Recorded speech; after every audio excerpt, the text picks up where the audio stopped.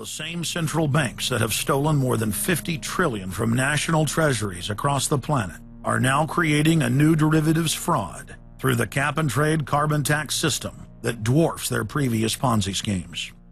We've just watched a financial meltdown in this country, the likes of which hasn't been seen in some time. Now, if people like credit default swaps, they're really going to like the carbon swaps that are going to occur and the carbon future swaps. We spent a full day in this committee last summer talking about the manipulation of the energy futures market in oil.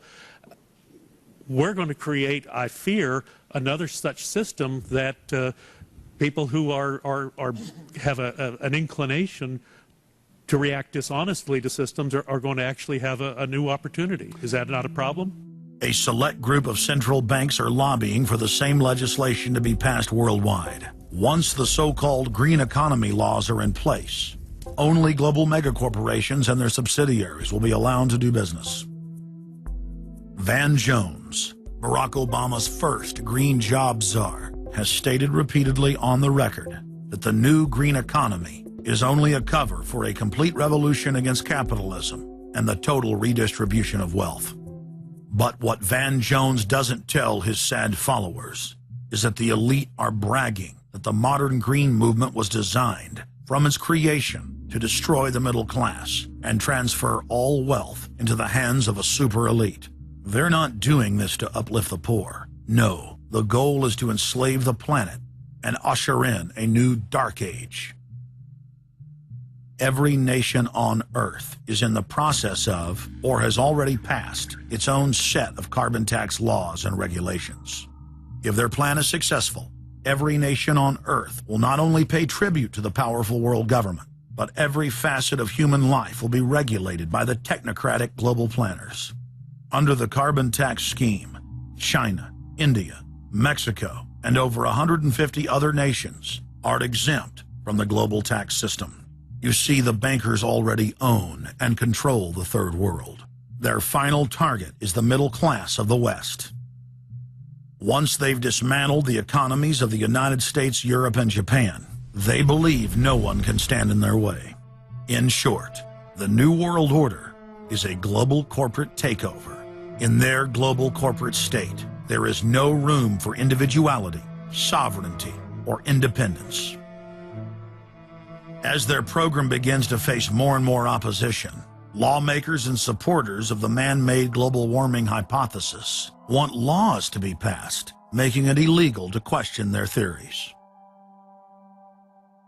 Recently, the head of Greenpeace was forced to admit that the Arctic and Antarctic ice caps grow in the winter and shrink in the summer, and that this is all part of a natural process driven by the tilt of the Earth and the Sun. The cosmic radiation coming from space, the amount reaching the Earth is affected by the strength of the Sun's magnetic field.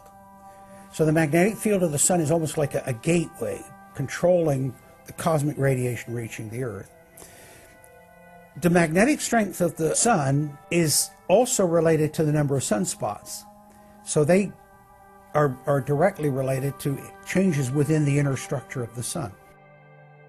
The amount of cosmic radiation reaching the lower atmosphere creates more cloud, right?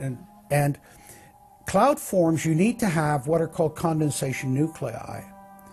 That is, little particles around which water can change from water vapor or gas into water droplets, minute particles that are visible in the form of clouds. We've known for a long time that there was more cloud than the amount of particles in the atmosphere, because we assumed it was clay particles and salt particles that were creating this condensation process, but there was this gap. We now realize, of course, it's the cosmic radiation that's doing it. So what the cosmic radiation is doing, controlled by the magnetic field of the Sun, is it's like putting up a screen in the greenhouse and blocking out the sunlight, and of course that then affects the temperature of the Earth. That's why there's a relationship between the sunspots and the temperature on the Earth. So we now know the mechanism, but they completely ignore that. More than 31,000 scientists from across the United States, including more than 9,000 PhDs from the fields of climatology, atmospheric science, Earth Science and Hydrology, signed a petition rejecting man-made global warming as a scientific fraud. This shattered the hoax of the so-called consensus that the mainstream media had been pushing for years, that every scientist on Earth believed that man-made global warming was a fact. If the people are able to block their carbon tax takeover, the elite's agenda to establish a planetary world government will collapse. To force their unpopular agenda upon the planet, the controllers are racing to complete the construction of their police state control grid. Borrowing from tactics used in the past by communist, fascist, and other totalitarian regimes, every form of classical textbook tyranny is now being implemented in the West. In the United States, the central government is federalizing local police. State and local officers are in a great position to collect important information on terrorists and their allies, and the Terrorist Screening Center stands ready to help you. This video, produced by Homeland Security, is required viewing for all departments in the U.S. And with the teamwork of local, state, and federal law enforcement, we have an excellent opportunity to see the picture and solve the puzzle before these terrorists can strike again. State, county, and city police now take their marching orders directly from DHS and FEMA. The videos and training manuals turn peace officers, once guardians of the Republic, into secret police. See way down there? There's a woman taking photos of the dam. Someone called 911 and reported a suspicious person. As you guessed, she's going to be a Category 3 hit. And since it's very important that we don't let her know that we know, both the dispatcher and the officer need to make sure she doesn't hear the radio traffic. Stand by. If I could ask you to wait right here, please. Sure.